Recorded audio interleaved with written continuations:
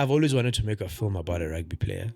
Yeah. Because I've got just like a love for the sport, from my time in the Eastern Cape. These kids were stars, but we never really knew what they were going through, where they're from. When you actually think about what these kids actually go through from like their daily lives, and like things that they need to overcome just to make it to school. Make it to school and then overcome what they need to overcome at school. We're gonna shoot a movie like this. We're gonna shoot a movie that has rugby in it. Sure. Let's keep it as authentic as possible. But also while still highlighting how great this thing is.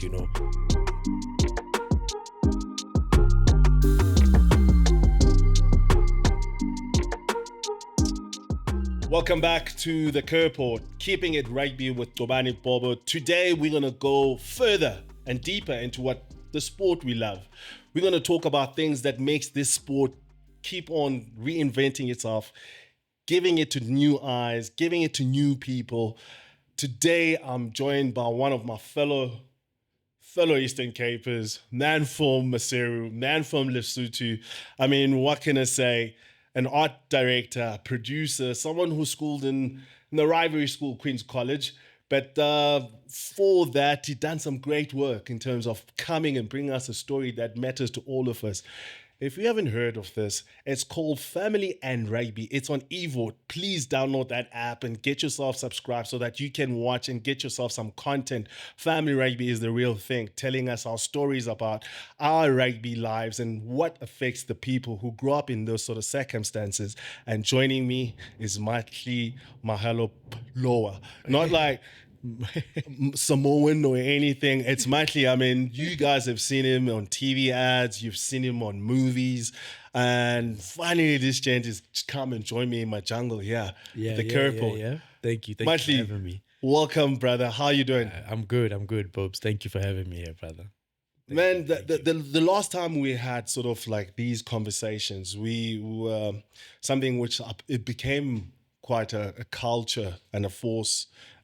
Touch Rugby Sundays, sitting around at Pirates playing touch, rolling back the years. I think lots of memes and reels were made about the former, the ones who didn't see their dreams come through. Rugby players frustrated, the failed rugby players. I mean, it's been a while. What you been up to? What you been getting up to?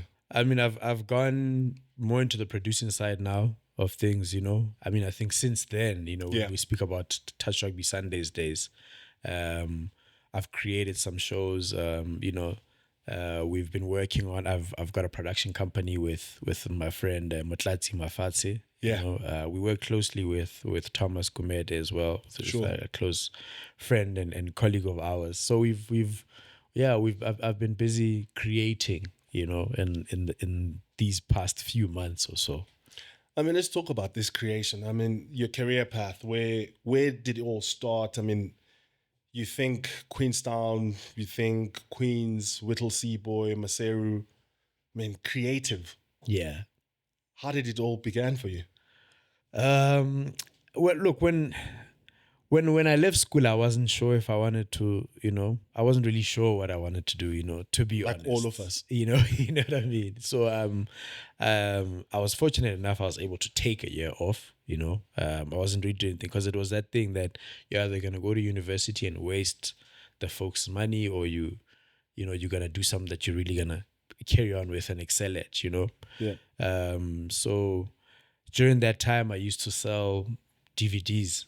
I was selling DVDs for a friend of mine, a brother of mine, I'd sell them on my boot, like 100 rand a DVD, I'd make like $40, he makes 60, because I'm the runner basically, Sure. know. So, but like I'd watch these DVDs a lot, I'd sit there when I'm not selling them, I'm watching them, right? Because you have to do the sell. Yeah, right? So I'm there, I'm watching these things, and I think that's where something sparked, because you're like idling at that time, and I think when I was watching these films and engaging in these narratives, starting to actually see how this thing works, called films and Sure. and filmmaking. I mean, at that time I didn't even know it was called filmmaking.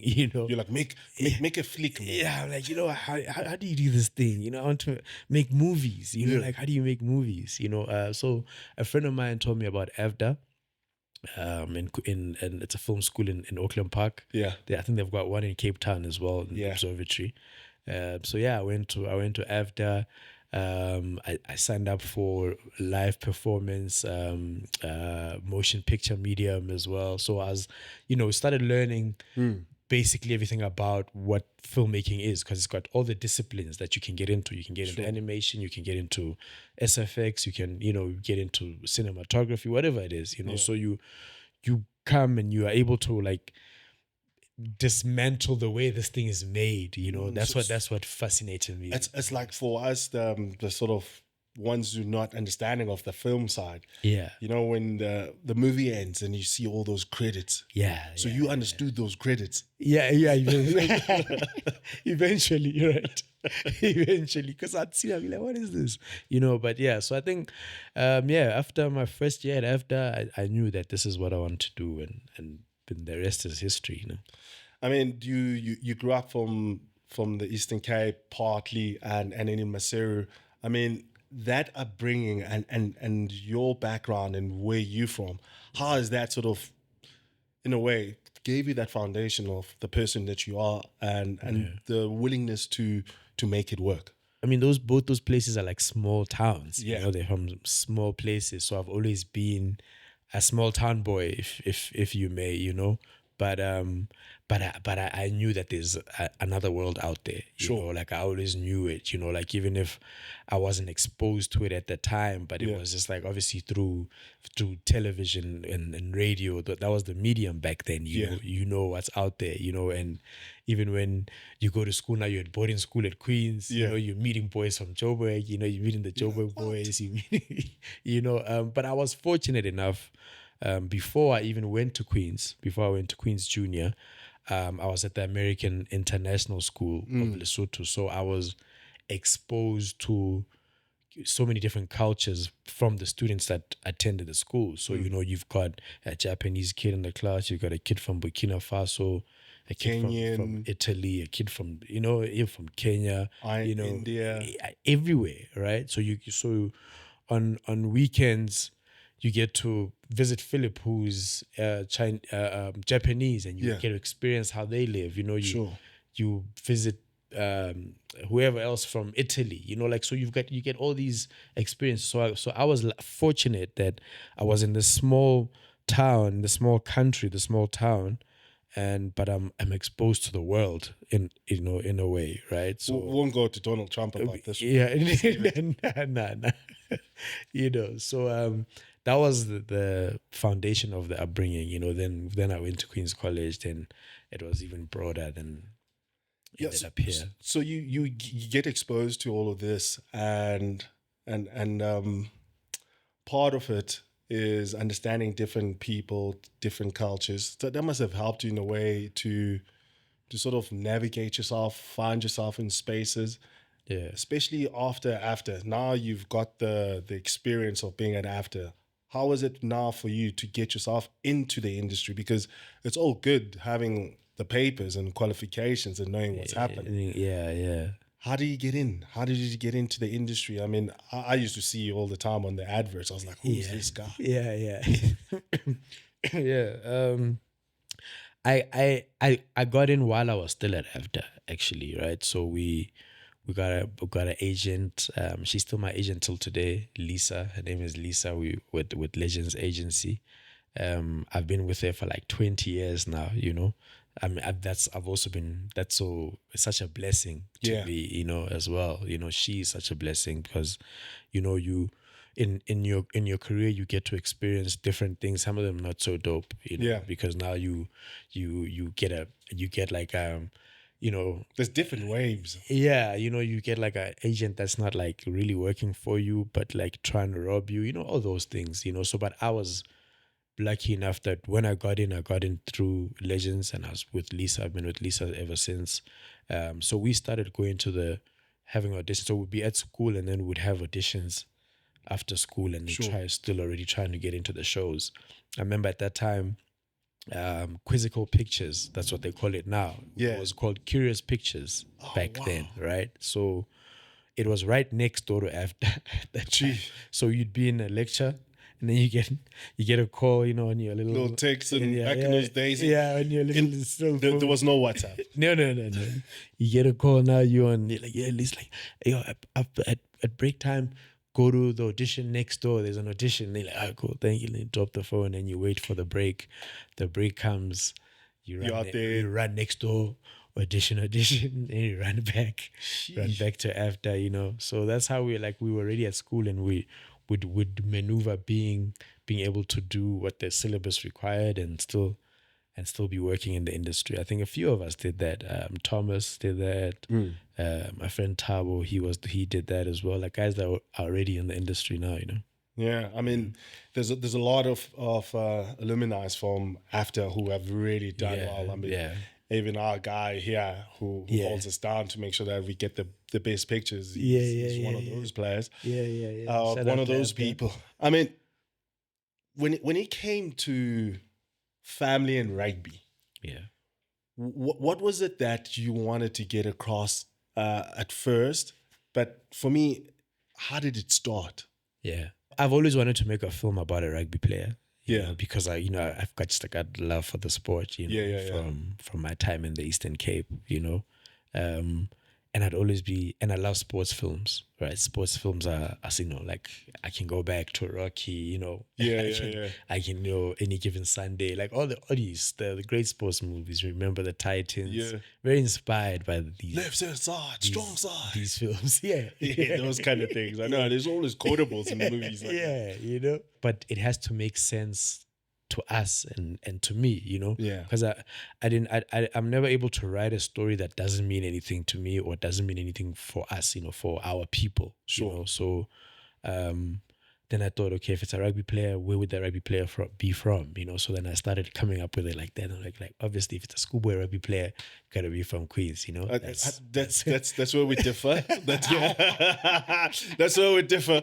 Because I was watching and I'm sitting back. I'm like, I can't get over this golden black. There's never been the color, but you know what? Loving the story. You sang and you wanted to tell the story, and it was important to go back to where you were from and to make it that tangible for you too. To say like this is a story that I know. This is a boy that I know, but even though it's not a true story, it's like very relatable to any of these kids that grew up around there, So then also I just didn't want it to be just your typical like he's this like jock at school and he's what I mean, like, those how the Americans would tell the story. He's got that jacket. The jacket and the girls like on his arms and whatever. I was like, no, it needs to make sense because these kids were stars, but we never really knew what they were going through where they're from. When you actually think about what these kids actually go through from like their daily lives, and like things that they need to overcome just to make it to school and then overcome what they need to overcome at school, so that's when I started thinking, going back and remembering the stories of the kids that would come to the school on these scholarships. They would come from Abosata, Shailo, Esbele, all these different, places on the outskirts. More rural than what the town is. Although it's still a small town, but but there's like rural, right? So the opportunity that it would give them, from arriving at the school, from all the way into high school and whatever path they decide to take, So I decided to incorporate that into the story by having this kid on a scholarship as well. So he's at the school on a scholarship, because we see his situation, his life situation, where he's from, where his mom, his dad, we see the family, the family life, and then the criminal element, which is always there. That dynamic it's something that like I thought this is the best time for me because I am that kind of person who when it comes to being creative, I've always think it's so important to tell our stories the way they are. Yeah. And I had this sort of like conflict watching this. I won't lie. Yeah. But it was a conflict for me, but at the same time, I think it's partly denial because we always want to see ourselves in such different light. Yeah. It's always to think that crime can always just infiltrate in every single story that we live in because of what our society is like. Because of, you know what I mean? Yeah. How important was it for you to tell a story that any viewer can relate to? I think it was, for me, it was the most crucial thing. You know, it was, I wanted this story to make people think about that kid, you know. So wherever you are, in whatever situation that you are in your life, but when you watch this film, you're like, geez, that kid, you know, that's what that kind of kid goes through, you know, and you watch him not as a rugby player, you know, per se, as a little boy, as a brother, as a cousin, you know, and you want to see what comes of this kid that goes through something that you never even thought happens or these kids even go through, you know. I mean, it's always easy when it's the festivals, it's the launch, it's the challenges of getting this together, and to the ensemble of people that you brought along. Yeah. How did you get to that sort of level of bringing these right people? Yeah. And then finally, what were the challenges of making sure this story gets told, this story gets to see a day of light?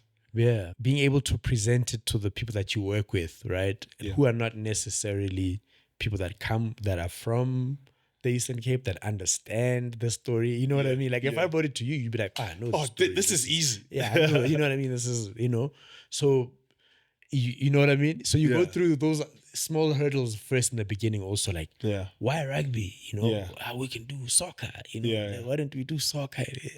Say so and whatever, you know.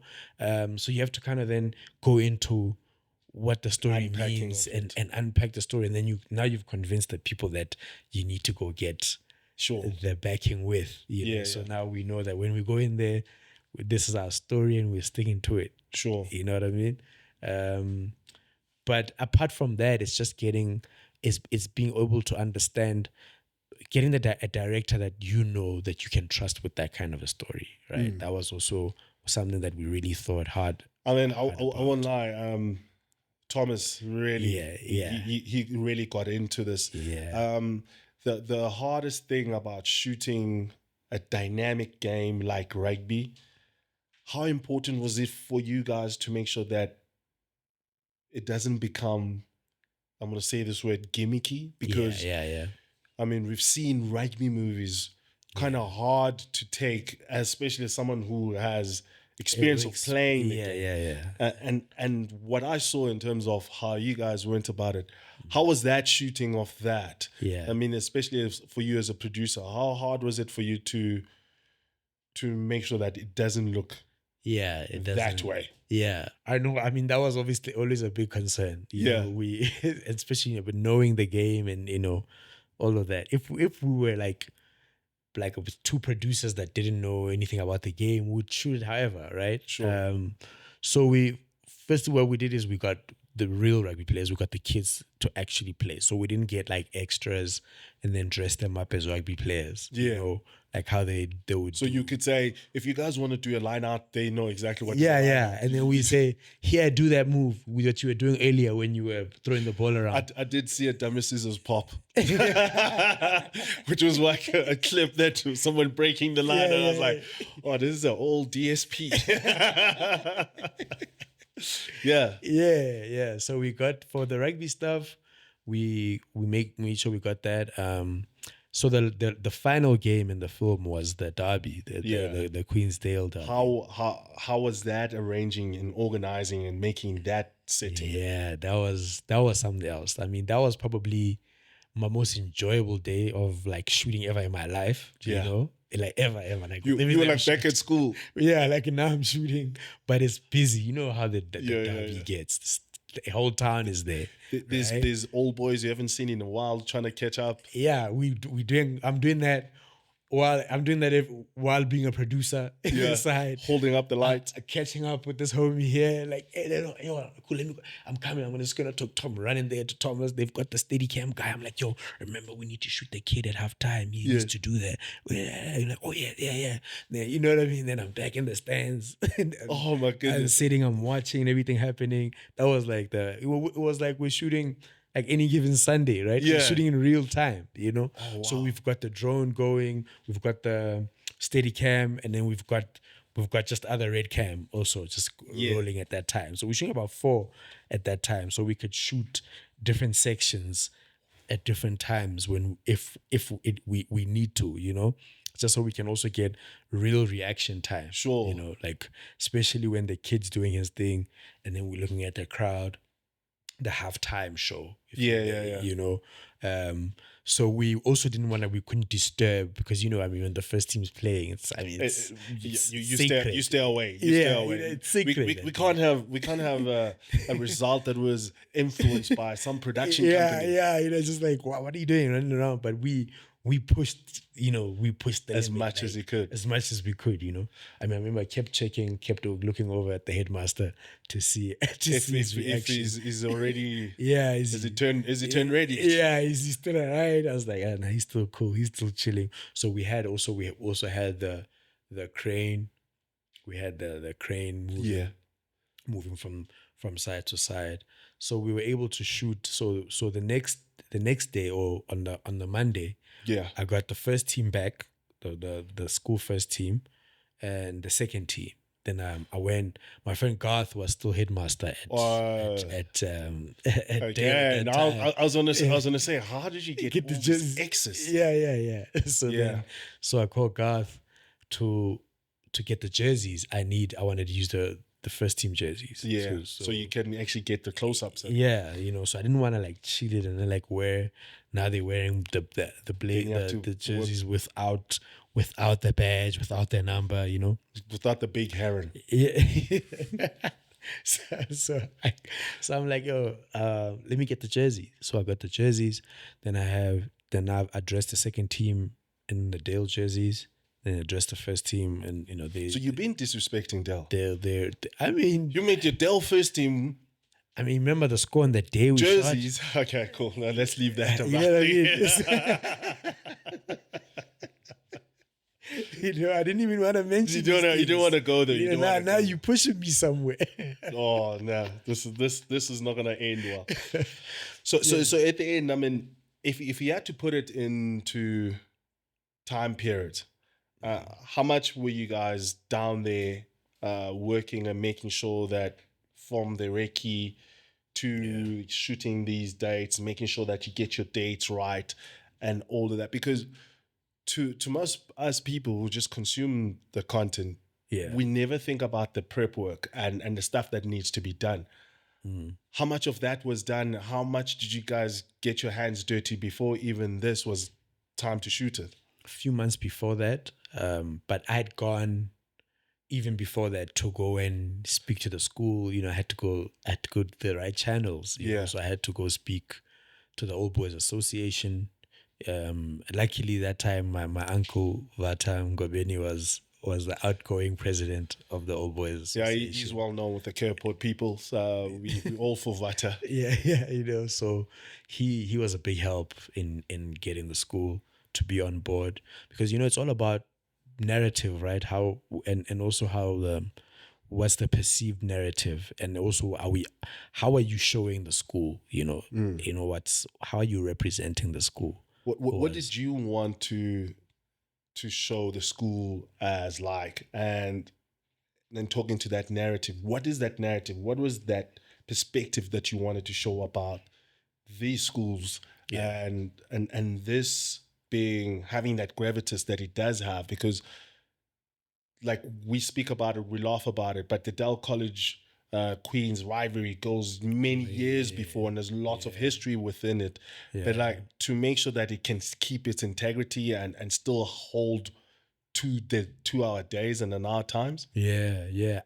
I wanted to keep it very authentic, hence why it was so important for me to get the schools on board, to understand that I'm going to be shooting the main derby of the schools, right? That's our biggest derby. It's the Dale Queen's derby is the one we look forward to. And we play Selborne sometimes when it's reunion, but Dale has always been the main one. So I wanted to be able to keep that as it is, as the culture, right? So that one was like really about the culture, to like even if we're gonna shoot a movie like this, we're gonna shoot a movie that has rugby in it. Sure.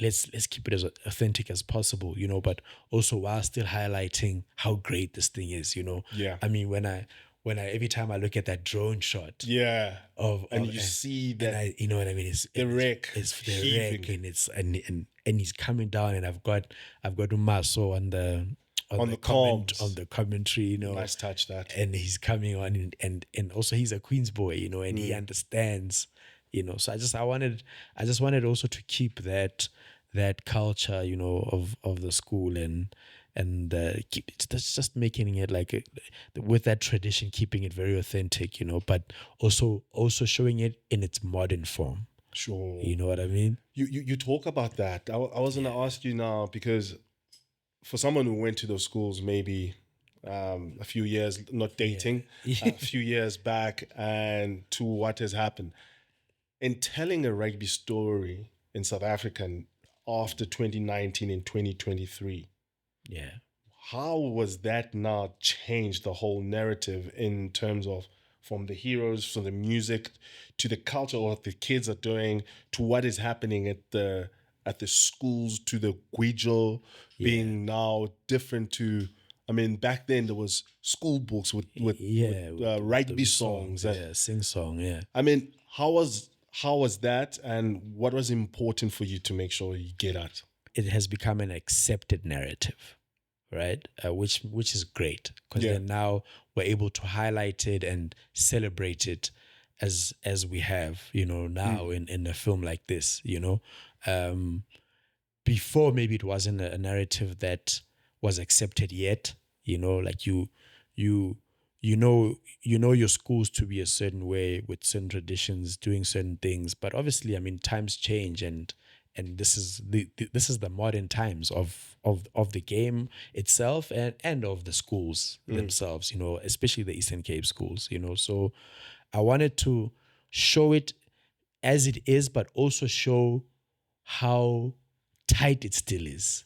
Do you know what I mean? Yes. How good it still is. Yes. You know what I mean? It's because those guys are getting the best out of what they have at the moment. Yeah. And a representation of it, when you see it, you're like, okay, it's not like it was when I was in matric in 97, but it's still as dope as it was when I was in matric in 97. You know what I'm saying?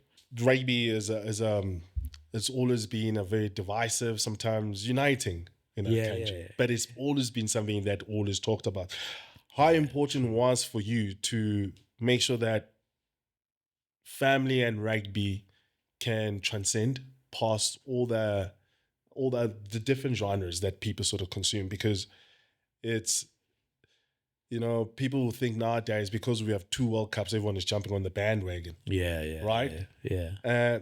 In the way that it can now be part of telling our stories and what we want to see this country be like, because storytelling has been part of that, isn't it? Yeah, true.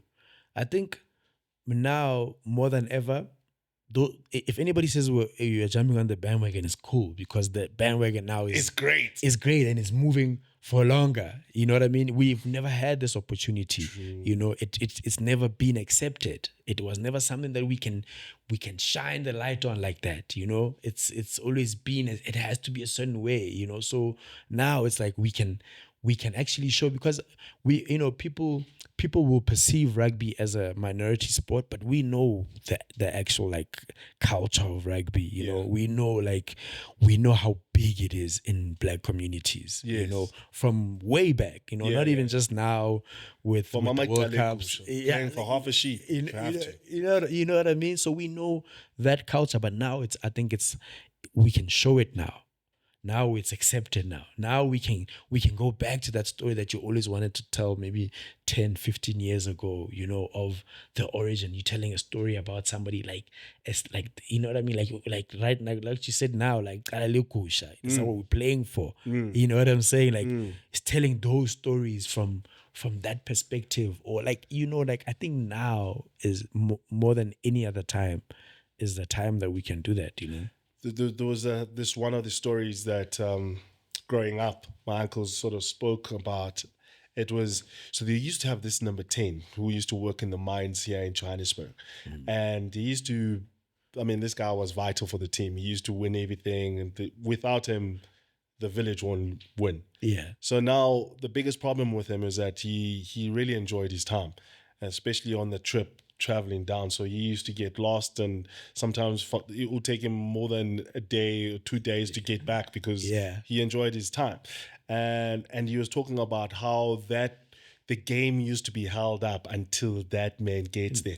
Those are the kind of stories that we can listen to, because I don't think too many people are sort of privy to those kind of things. Yeah. Matli, there is so much to talk about this. For you, if you had to say to someone, why should I support Family and Rugby, what would you say to that person?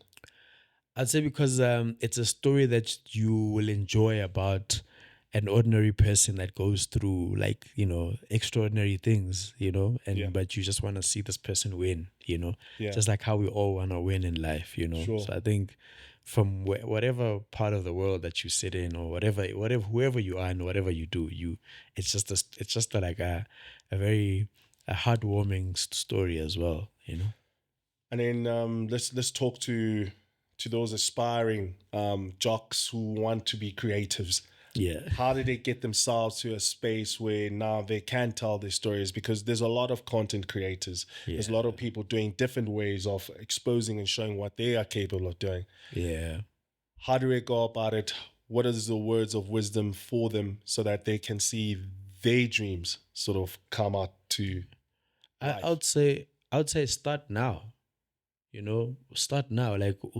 So starting is it's different ways you can start, right? So you can start by writing it, whatever it is that you've got, whatever these ideas that you have.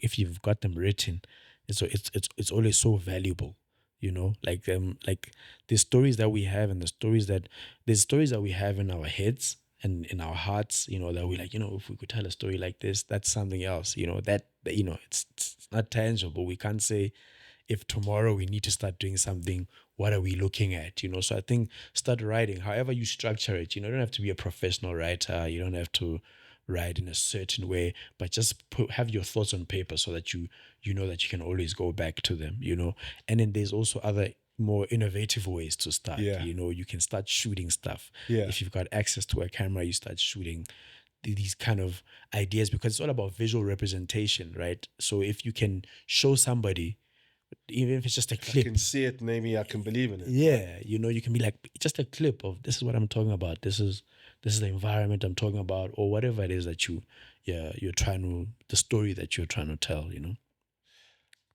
Matli, for my side, thank you so much Thanks, for having the courage to tell stories, to look at what has influenced you and be the first one to say, I want to give back to it. And to all the actors, to all the people that work behind the scenes, to everyone from your side and your production side of things, we say thank you for giving us something that we can hold our hats to. Yeah. And it's been a pleasure to have this sit down and this chat. To all of you Careport followers, you enthusiasts who are out there, please support Family and Rugby. Yes, I told you before, it's on eVOD. Download the app. Get it there. It's free viewing. This is important for us so that these gentlemen and the people and the ladies that work in this production can tell us more stories, and the only way they can do it is if we support them. So saying that support, please like, subscribe, share and follow, and tell everyone about the Kerport. Gcobani Bobo with Matli. It's been a pleasure, sir. Thank you.